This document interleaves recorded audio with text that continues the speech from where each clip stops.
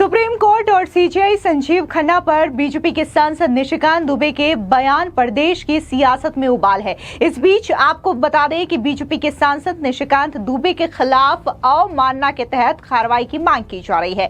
ऐसे में supreme court का बड़ा आदेश सामने आया है। सीधे तौर पर सुप्रीम कोर्ट का ये कहना है कि एजी यानी कि अटॉर्नी जनरल के समक्ष इस मामले को लेकर के आप दर्ज करवाएं, वो ही इस पर केस दर्ज करना है, एक्शन लेना है या नहीं लेना है, इस पर अनुमति देंगे। दरअसल आपको बता दें कि एक याचिकाकर्ता ने निशिकांत दुबे के खिलाफ अवमानना की कार्रवाई किए जाने को लेकर के एक पिटीशन दायर की है, जिसको लेकर के सुप्रीम कोर्ट का ये जवाब आया है। आपको बता दें वहीं दूसरी ओर जिस तरीके से बीजेपी के सांसद निशिकांत दुबे ने बयान दिया है सुप्रीम कोर्ट और सीजेआई संजीव खन्ना को लेकर के, उसके बाद से ही राजनीति गर्मा गई है। इस बीच आपको बता दें कि जहां कांग्रेस हो या फिर विपक्ष हो, वो ये आरोप बीजेपी पर लगा रही है कि कैसे बीजेपी के इशारे पर ही बीजेपी के सांसद निशिकांत दुबे ने ये बयानबाजी की है और अब बीजेपी उनके इन बयानों से किनारा करके कहीं ना कहीं डैमेज कंट्रोल का काम कर रही है। तो इस बीच बीजेपी ने भी पूर्व प्रधानमंत्री इंदिरा गांधी का एक वीडियो शेयर किया है, जहां पर वो सीधे तौर पर ये कहती हैं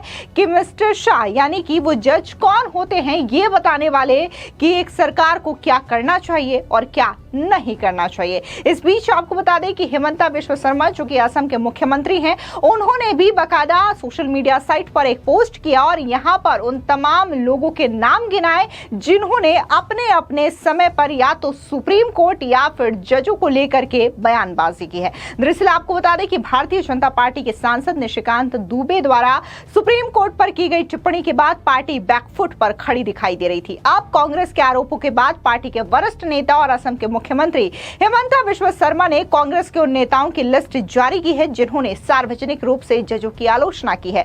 शर्मा द्वारा लिखे गए इस पोस्ट पर बीजेपी सांसद निशिकांत दुबे ने भी शायराना अंदाज में जवाब दिया है।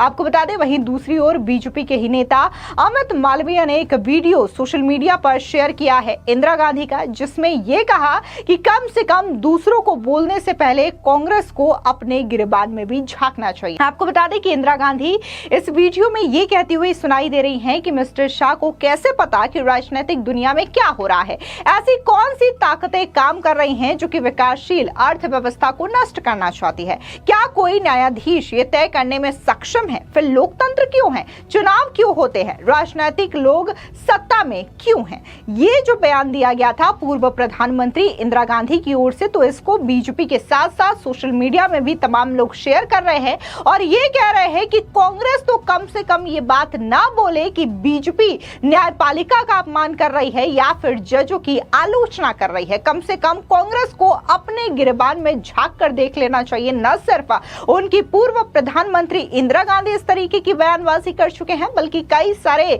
जो कांग्रेस के नेता हैं वो खुद कोर्ट को लेकर के बयानबाजी करते रहते हैं। जब जब फैसला कांग्रेस के पक्ष या फिर विपक्ष के पक्ष में आता है तब फिर वो न्यायपालिका को लेकर के ये कहते हैं कि लोकतंत्र की जीत हुई है, संविधान की जीत हुई है। लेकिन जब फैसला उनके खिलाफ आता है तो वो भी कोर्ट को लेकर के, संविधान को लेकर के सवाल खड़े करते हैं।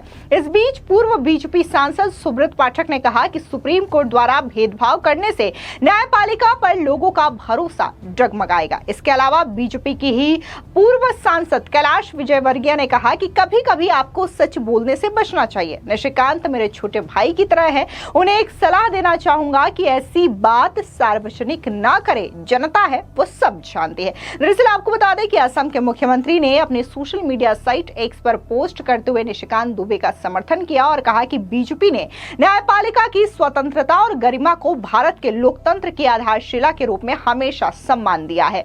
बीजेपी अध्यक्ष जेपी नड्डा की टिप्पणी का जिक्र करते हुए शर्मा ने लिखा कि दुबे और सांसद निदेश शर्मा की टिप्पणी पार्टी के रुख को प्रदर्शित नहीं करती।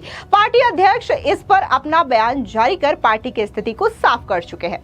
सीएम शर्मा ने कहा कि हमारी पार्टी न्यायपालिका के सम्मान की अपनी स्थिति पर हमेशा कायम है। इस मामले में हमारे ऊपर जो आरोप लग रहे हैं उस कांग्रेस पार्टी को न्यायपालिका के साथ अपने ऐतिहासिक संबंधों की जांच कर लेनी चाहिए। असम के मुख्यमंत्री ने कांग्रेस के नेताओं द्वारा न्यायाधीशों की आलोचना करने वाली खबरों की कटिंग को साझा करते हुए कहा कि कांग्रेस ने कई मौकों पर न्यायपालिका के सम्मानित सदस्यों की सार्वजनिक रूप से आलोचना की है।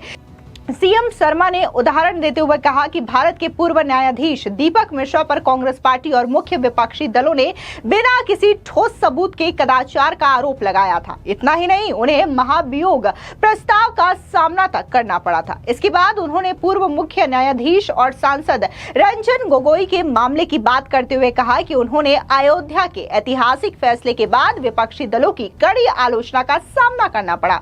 इसके अलावा शर्मा ने पूर्व न्यायाधीश और राष्ट्रीय मानवाधिकार आयोग के पूर्व प्रमुख न्यायमूर्ति अरुण मिश्रा के मामले का भी जिक्र किया। उन्होंने कहा कि न्यायाधीश को उनके न्यायिक निर्णयों और कार्यपालिका के निकटता के कारण निशाना बनाया गया था, जबकि वो हमेशा ही अपनी संवैधानिक कर्तव्यों का पालन करते रहे। इसके अलावा भी असम के मुख्यमंत्री ने कई और केसों का भी जिक्र करते हुए लिखा कि यह पैटर्न कांग्रेस के भीतर न्यायपालिका की विश्वसनीयता को चुनौती देने की प्रवृत्ति को दर्शाता है। जब भी राजनीतिक निर्णय उनके खिलाफ होते हैं तो वो आलोचना करने लग जाते हैं। इस प्रकार की चुनिंदा आलोचना न केवल न्यायपालिक प्रक्रियाओं की पवित्रता को कमजोर करती है, बल्कि लोकतांत्रिक बातचीत के लिए भी एक चिंताजनक मिसाल बनाती है। शर्मा की इस पोस्ट को रीट्वीट करते हुए सांसद निशिकांत दुबे ने भी फानी बदायूं द्वारा लिखी एक शेर को साझा किया। उन्होंने कहा कि जिंदगी जबर है, जबर के असर नहीं, इस कैद को जंजीर की दरकार नहीं है। सीधे तौर पर आपको बता दें कि जहां निशिकांत दुबे की ओर से सीजीआई हो या फिर सुप्रीम कोर्ट को लेकर के जो टिप्पणी की गई है, इसमें जहां कांग्रेस के कई सारे नेता उनके इस बयान के खिलाफ बातें कह रहे हैं और ये कह रहे हैं कि कैसे निशिकांत दुबे जो हैं वो न्यायपालिका का अपमान कर रहे हैं, उनके खिलाफ अवमानना के तहत कार्रवाई की जानी चाहिए। तो वहीं दूसरी ओर बीजेपी के भी कुछ नेता हैं जो कि अब निशिकांत दुबे के समर्थन में खुल करके बातचीत कर रहे हैं और ये गिना रहे हैं कि कैसे कांग्रेस जो आज निशिकांत दुबे पर अवमानना की कार्रवाई की मांग उठा रही है, उनके अपने ही पार्टी के नेता समय समय पर न्यायपालिका को लेकर के टिप्पणी कर चुके हैं, फिर चाहे वो छोटे नेता हो या फिर खुद देश की पूर्व प्रधानमंत्री इंदिरा गांधी ही क्यों ना हो, उन्होंने भी अपने समय पर न्यायाधीश को लेकर के टिप्पणी की थी। क्या इस पर कांग्रेस पार्टी कुछ बोलेगी या फिर खामोश रहेगी? दरअसल आपको बता दें कि निशिकांत दुबे ने जिस तरीके से सुप्रीम कोर्ट को लेकर के टिप्पणी की थी और ये कहा था कि जब सुप्रीम कोर्ट ही कानून बनाने लग जाए तो क्या संसद को बंद कर देना चाहिए।